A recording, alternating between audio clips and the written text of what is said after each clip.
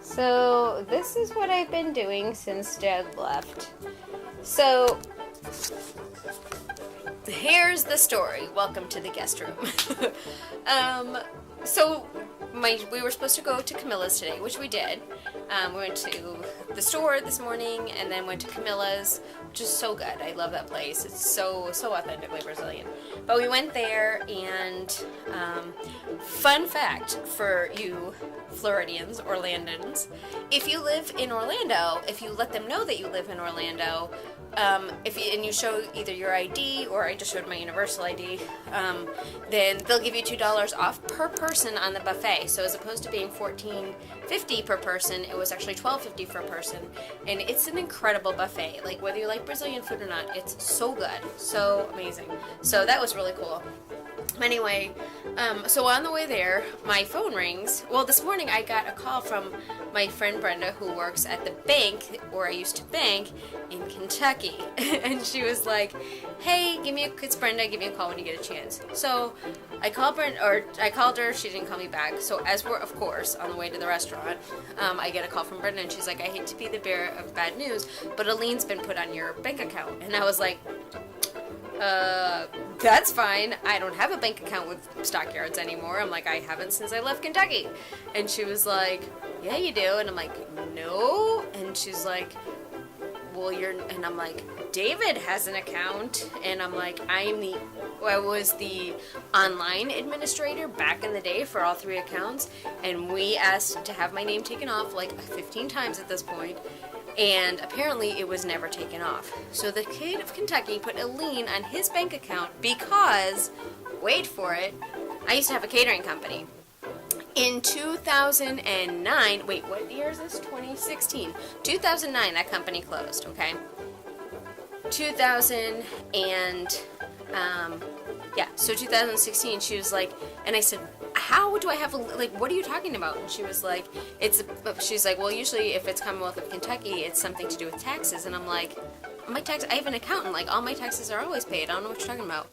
And she was like, it's something for Flowering Arbor from 2009. And I'm like, I said, the company closed. Well, anyway, long story short, I wound up calling the number. The only way I even knew about this is because she had, when she got the email saying that a lien was put on the account, it had the number from the Commonwealth of Kentucky. That is how I found out about it, okay? So I called the Commonwealth. She's like, oh, do you have a reference number? I'm like, no, I have nothing. I have no email. I have no phone. And I'm like, this is from 2009. This is now 2016. We're talking 7 years. That is 2 years past the IRS statute of limitations. So what the heck is going on? And she's like, oh yeah, it's actually from June of, it's taxes from June of 2009 and December of 2009. And I'm like, it's 2016. How am I supposed to find this? So meanwhile, it's $600 and something, and I'm like, are you people crazy? Like, this is totally insane. And how come I don't have any information?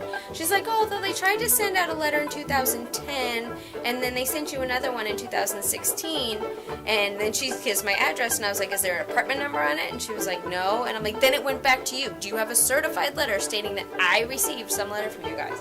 And she's like, well, no. And I'm like, then it is what it is. So, long story short, this has been my entire day.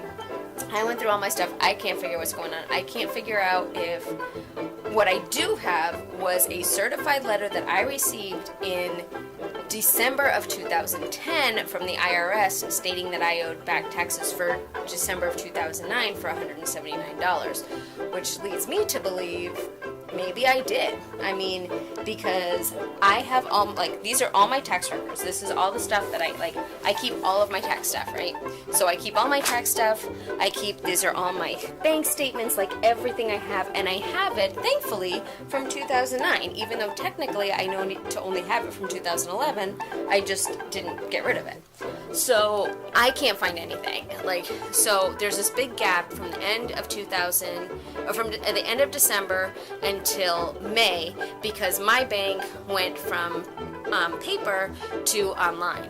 And so I was doing online until May, and finally I was like, I need to have the actual, because I need to like check it off. I put everything together. I need the paper. So if I got to pay for it, I'll pay for it, but I need the paper. But in the meantime, I have a gap of 4 months between the end of December until May, which is when those taxes would have been paid. So I have no idea. I can't find anything.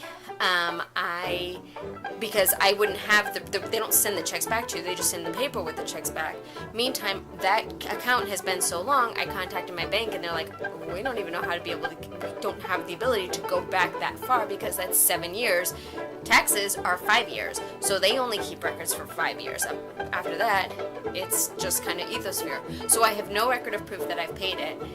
So in the meantime, they have frozen that money in David's account, which that money in David's account was being used for other things that weren't even his, to be able to pay bills. He was like doing a trip to be able to pay some bills, to be able to get the points, and that's going to screw that up. So thankfully he's taking it very well. I am beyond frustrated, but I talked to another girl who was super nice, whose name was Kate, and she was like, I completely understand. She was like, just have them send deposit sheets showing that he's the one that did all deposits for the last couple months, and we'll take it out of his account, and then we'll just set up payment plans for you. Because I'm like, if I owe it, I owe it. I'd prefer to go ahead and set up a payment plan and start paying you guys, and you owe me, than me owe you. In the meantime, I haven't been able to get hold of my accountant. All the fun. So, yeah. I love my accountant, and she was great. But I gotta say, this is screwing me up big time. And on top of that, this year's taxes were completely messed up too. Josh's were all kinds of crazy messed up as well. So I guess it's kind of a good thing that I'm not going to need her services anymore because Universal has their own. So yay. So that has been my day. So that's a really long story, incredibly boring. I'm so sorry. I was planning on filming at Camilla's and my dad leaving and whatever, and I was consumed by that. So it's all coming down now, but I was not happy. And now I'm just doing laundry, and I'm gonna go sit and chill and watch TV for a little bit because I gotta go to bed early tonight, because I even really said I have my first tour tomorrow that is like an educational tour. So we go and just talk about really in depth about Islands of Adventure, which I'm super excited about. Like, that's gonna be super fun. So I'll let you know how that is tomorrow. In the meantime, I hope you guys have had a much better day than I have. Ironically, I watched a video from Southeast Christian this morning from Kyle, and it was talking about how storms and tribulations and things like that are a blessing in disguise, because they cause you to be like, okay, I need some help. And that was pretty much me today. I was like, okay, God, I don't know what's going on, but I need some help because this is crazy. So, all good, finally, sigh of relief, and it's all gonna work out. It's gonna be fine, and they can take out $25 a week or whatever until it's paid off. I mean, it is what it is. There's not much I can do about it. But I can't have $600 and some odd in the same week that my rent is due. That's just not gonna happen. Sorry. You guys waited for 7 years. You can wait a little bit longer. So, that's it. I know nobody's going to care about that story. My mom's going to be like, oh my gosh, that's crazy. But in the meantime, that's it. I'm signing off. We will see you guys tomorrow. And remember, even crazy tax things that rear their heads from 7 years ago, it is all part of the plan. Good night. Good afternoon, you guys. It's actually almost evening. Not that I've been doing anything, but I worked this morning. I did a tour, which was really cool. It was an educational tour. It was really fun. But I finished that and then met Autumn for lunch. And in the meantime, got everything worked out with the whole fiasco with the taxes.